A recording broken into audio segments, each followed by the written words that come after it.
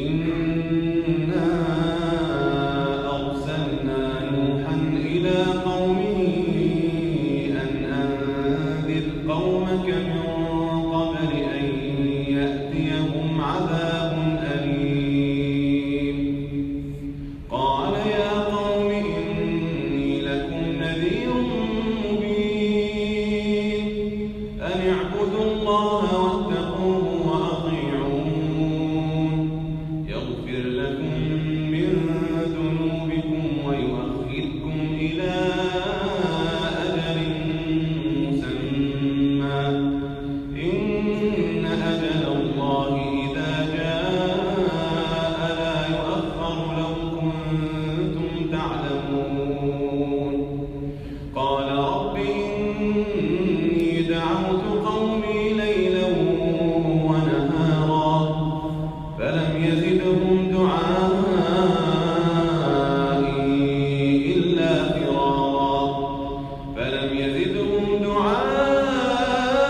دعائي إلا فرارا وإني كلما دعوتهم لتغفر لهم جعلوا أصابعهم في آذانهم واستغشوا ثيابهم وأصروا واستكبروا استكبارا ثم إني دعوتهم جهارا ثم إني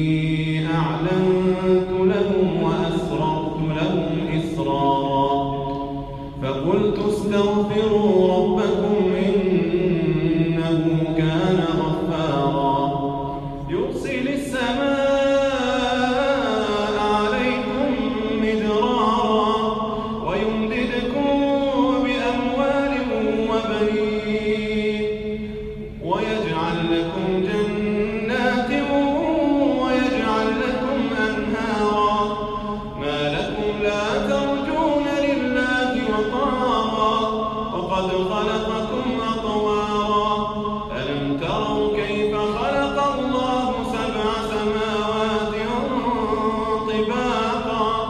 وجعل القمر فيهن